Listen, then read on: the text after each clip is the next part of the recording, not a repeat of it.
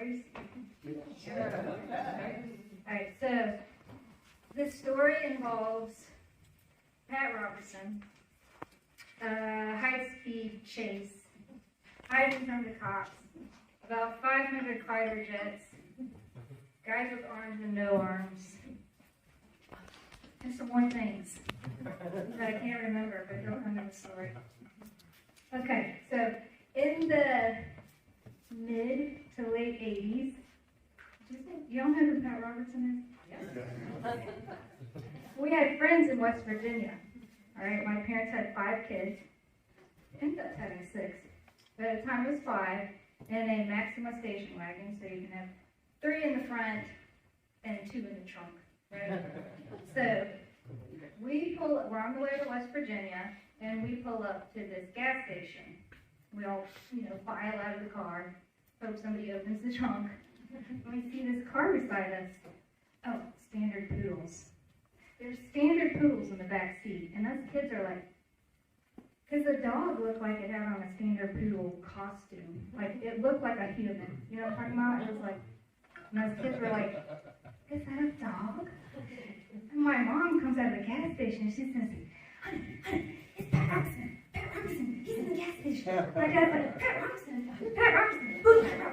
You know the picture of Pat Robinson on TV. Okay, so they get all excited. Dad grabs his Bible and has Pat Robinson sign his Bible.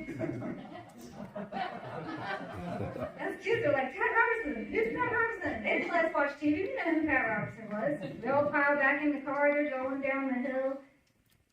Talking about my dad's like, I can't believe I had a man sign my Bible. My mom's like, it was Pat Robinson. It's okay. It was Pat Robinson. My mom's driving, okay? And they're high on this Pat Robertson thing. So they are flying, okay?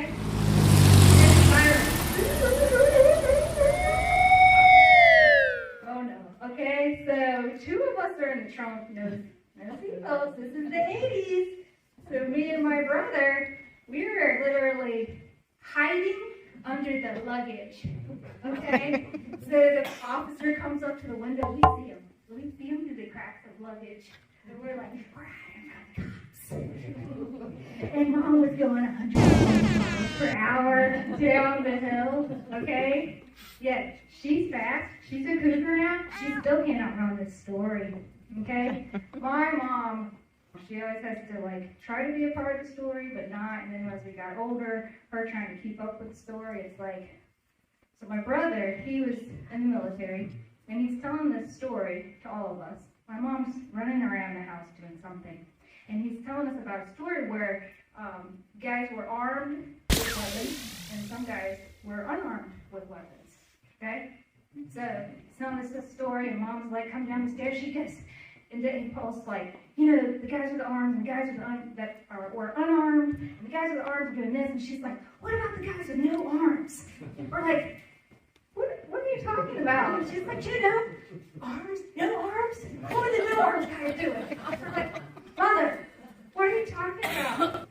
So when we were kids, we were all outsmarting her, we thought. And we did sometimes. She would go to the grocery store, and my sister would watch us. We'd get crazy in this little house. My mom has always been a collector of antiques, of little dishes, breakable things, right? So Mom goes to the grocery store, and we try to keep it together, but we're hopping off the furniture, do whatever we're going to do, and something falls and breaks. And oh, crap. We're going to be in trouble for this. But my sister, my older sister, she found super glue, okay? So she glued the pieces back together and stuck it back up on the shelf, right? This happened a couple of times where my mom would come home, she'd shut the door, and that piece would fall down and break. Okay, hold on. Back the story up.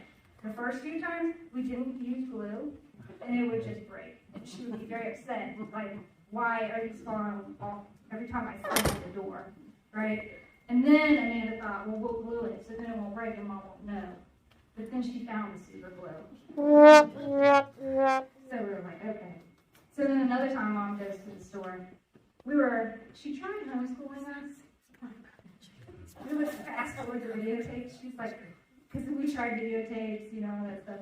We're like, yes, the day is done. It's only been 5 minutes. No, press it. It's at the end of the tape. We're done with school today. She would buy all of our school supplies up front, and everybody needs a couple of packs of 500 sheets of paper, right? Mom goes to the grocery store. We're bored. We find the paper. We know how to make gliders. So it went into a race. All 5 of us making the best gliders we possibly could, and then we realized, actually, fighter jets, much better than gliders. So we're just making them. We're making them with the bend this way, with the bend that way. This noodle is go the farthest, because whoever goes the farthest, that's the super fighter jet. Okay. Mom gets home. There's about 500 airplanes, fighter jet airplanes, in the backyard, and like no school paper left. So we were done. Anyway, thank you guys. This is great. Glad y'all are doing it.